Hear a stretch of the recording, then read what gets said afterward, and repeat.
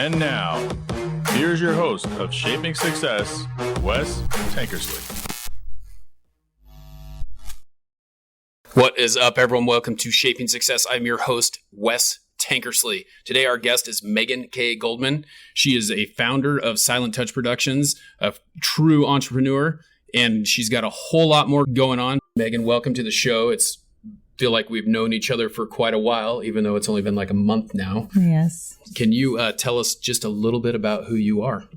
Well, first, thank you for having me. Oh, no problem. It is exciting to be here at TVPBN with you. A little bit about myself. So I am one of 4 children, was born in Vancouver, Washington, moved to California pretty early on with my mom. Grew up doing all the fun things, sports, academics, super interested in everything. Had a great elementary, middle school, high school. While I was in high school at 16, did a study abroad program in Germany. While I was in Germany, I realized that post high school, I wanted to do something more. I wanted something bigger.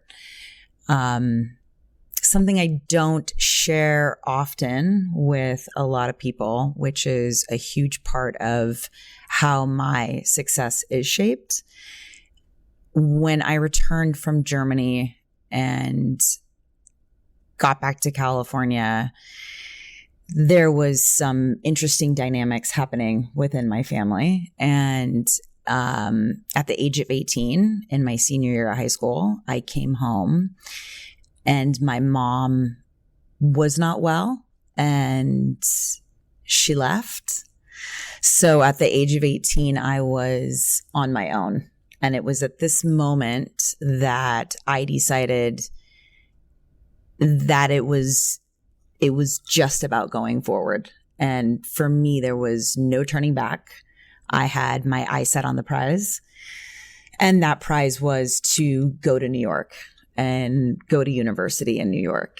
So before we get, let's kind of rewind a little bit here. Okay. Because like you came home and you're a senior, like this was the end of your junior year, beginning of your senior year, and you were on your own, right?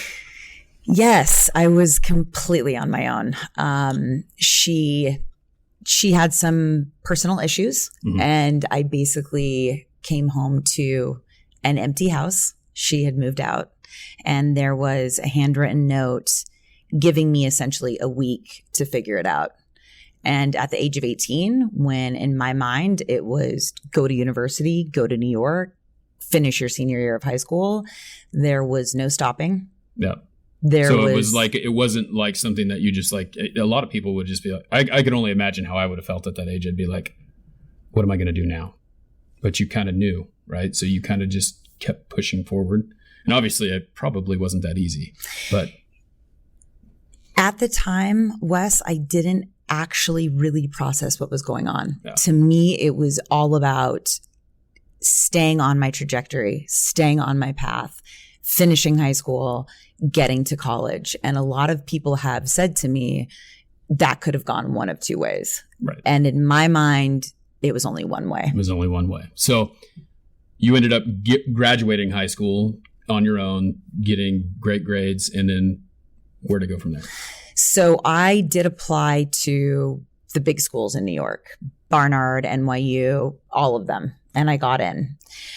Unfortunately, not only did I not have the support of my mom, I also didn't have the financial support. So on my own, before we had access to everything on the interweb, we had the Career Center in my high school. I went there, did a lot of research, and found Wagner College on Staten Island, which is one of the 5 boroughs of New York City, and flew myself back there, took tests, got an academic scholarship, received financial aid, got a few grants, and at that point told my dad, hey, listen, this is where I want to go to school. This is what I want to do.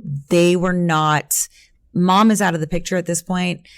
Dad wasn't super stoked or supportive on the idea of me going cross country, but he did understand that that's what I wanted. So he did drive me back east to go to school.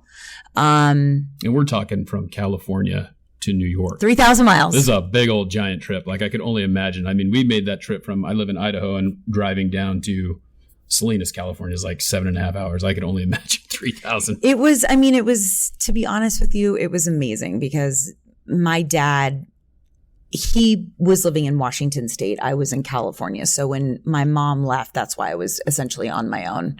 Yeah. And my dad came down from Washington State, and I've always had a great relationship with him.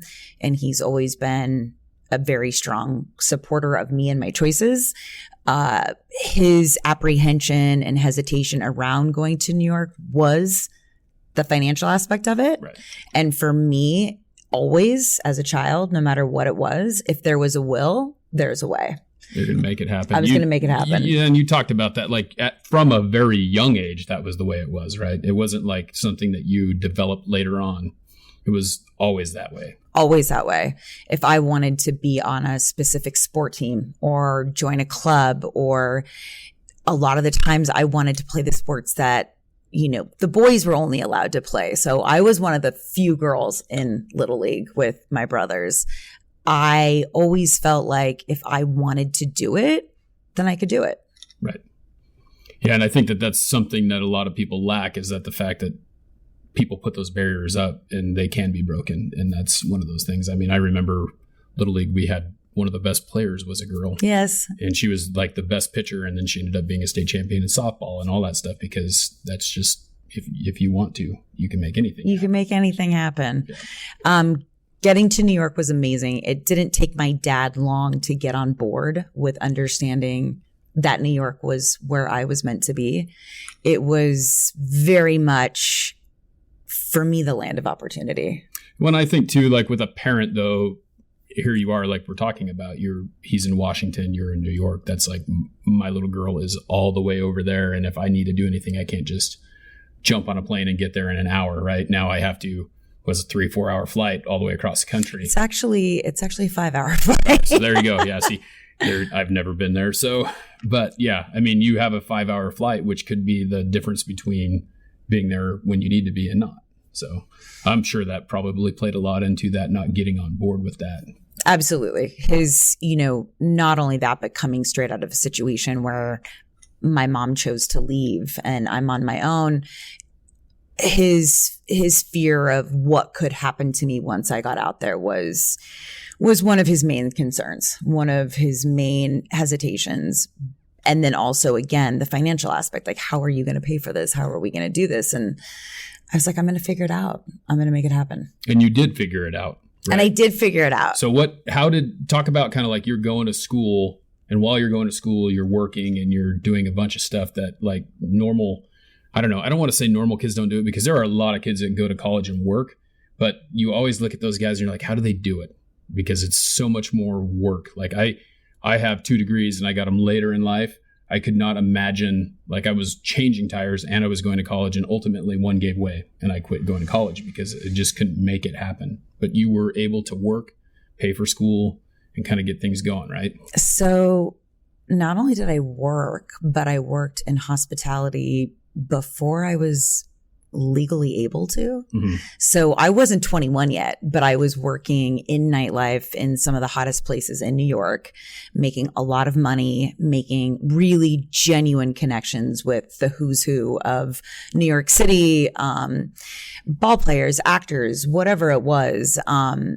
But for me, that was always in my mind a stepping stone. I knew that these connections, these hospitality organizations were going to work with me at a later place in my life for a greater purpose. And it was when I did graduate from university that I took those connections and started my own event production company. Yeah, and it's interesting because we talk a lot about that connection. I mean, really, I met you through someone who I know, and we've created this relationship, and I'm looking forward to what that turns into, because I just believe that you get what you put out. You're going to put out that negative thoughts, or you put out a bad message, you're going to attract those people. You put out good message, you put out, that you're willing to help people and do things like that. And that's what I really like is from the moment I talked to you, you always were helping and giving me advice. And I feel like that's the type of people that you end up attracting. So you're saying that helped you even at a young age, you figured that out and started you into this production company. So talk about that a little bit. What did you do as far as a production company, and how did this kind of catapult you into where you are now? So I've never really subscribed to working for anybody. Mm-hmm. Even when I worked in hospitality, at the end of the day, you're working for yourself. All of those clients that you meet, those personal interactions, that's on you. And so your money is based on those connections that you're making and how you're working with them. Getting out of school, I traveled quite a bit. I had a place in Miami, made a lot of connections down there, went to Spain, had a lot of connections out there. It was through those various connections, different things in terms of managing a DJ, working in music, that I thought, okay, I can do this. I can start my own situation. So your degree, though, because you said after you graduated, right, has nothing to do with what you're doing, right? So what are your degrees in? Let's tell the audience about that. So when you get to university, you have to choose something. Right. And I excelled in reading and writing. I love books. I love writing. So I was a literature major with a double minor in political science and journalism. And something that I feel that is important, not to everybody. I don't believe 4-year university is for everybody. It was for me. It was something I always wanted. It was 4 years to better understand myself and grow and appreciate different schools of study. And the aspect of English Lit it's just what I love to do. But what was I going to do with English literature, double minor in poli-sci and journalism? I don't know, but I can talk to you about comparative literature between Nabokov and John Donne. Right. And super stoked to do that. I would just say those 4 years and the discipline around school and being a great student just helped me maintain that discipline, that structure, that organization going into my own business. Yeah. And I think that's one of the things that people with education don't really understand is that it's not for everyone. Not everyone has to go to school to get an education. Not everyone has to do that.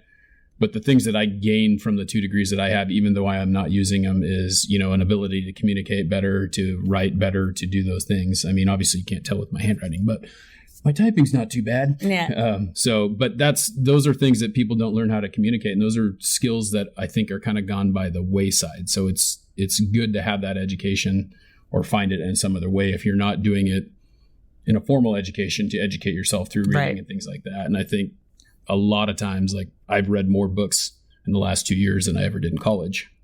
So getting 2 degrees without, really cracking a book says a lot as well.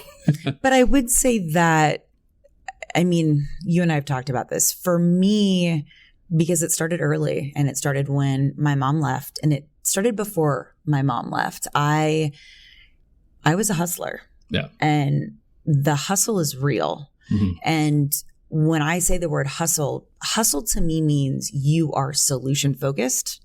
You know what you want, and you do what it takes to get it done.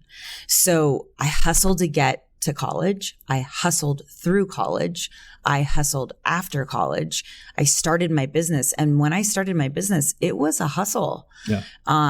Nobody gives you a book on how to be an entrepreneur, or, now there's all kinds of books, seminars, et cetera. 1998, 2000, that didn't really exist. You didn't have all that access on the internet. You didn't have all these mastermind courses. Right. So for me, it was a hustle. And part of that hustle was observing my situations, observing those around me, observing people that I wanted to be like. I saw what they were doing. And to this day, it's a hustle. I'm a hustler. Well, and I think that's one of the things we were talking about that on the car ride over here. the most successful people are observers. They observe what other people do who do what they want to do and how they are successful in what they're doing. And they don't always use everything, but they use parts and pieces and they put it together, and then they become successful because they sought that out. I mean, your job is really like, I sell window coverings by the day, but your job is really selling what you do. You're selling your product and you're figuring out how to get other people to do that. Yes. And I, reap that from other people too, listening to how they talk to a customer, how they interact with them, and when you walk in there and you're just robotic and you don't know how to do that correctly, it's like, hey, buy this from me. Like, that doesn't work. You have to find something to interact with them and get them to buy your service. So that's why I think observation is a huge thing for anyone who's successful. Part of the observation and the hustle and watching people around me that I saw succeeding, that I saw doing the things I wanted to do, was the connectivity to other people. So on a job site, I have OSHA certification. I can drive heavy machinery. The thing that was so important to me on a production site was that everyone on that site was part of a team. And even though I was the boss and the leader, I wanted everyone to understand that I can do what they're doing. And if they need help and support, I'm there to do that for them.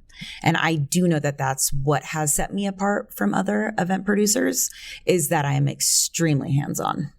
And that is one of the reasons why I was so successful when we were able to social gather and when we were having events. That's what drove me to get to that level. Yeah, and that's just a great leadership trait. I mean, I've worked with many people who can sit there and point and tell you to do something, but don't know how to do it or aren't willing to do it themselves. And those are the people that you respect the least. So I think it also comes with a level of respect that those people get from you when you're willing to get your hands dirty, even when you don't have to. You could obviously say, hey, you do this, you do that, and just kind of sit back and do whatever you want. But when you're willing to get in there, they do have that level of respect. And that's part of the hustle too, because, you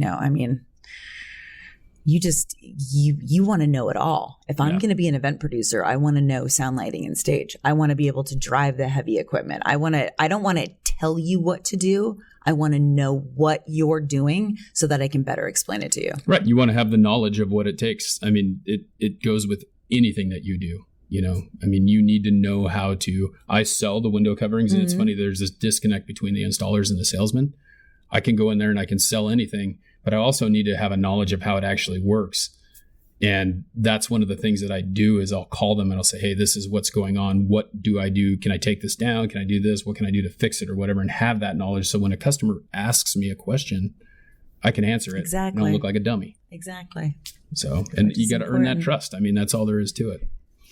So you have the production company going, right? How did that go for you? You're obviously pretty successful. You had a lot of clients. A lot of things were going on before COVID happened. Yeah. How was things going for you? What was your most proud event that you did, I guess? So it would be hard to say what was my most proud event. I have a myriad of different types of clients because I do everything from high-end private and corporate, fundraisers, galas. I also do festivals, concert tours. It would be hard to say what's my favorite. I love production. Mm-hmm. I love it all.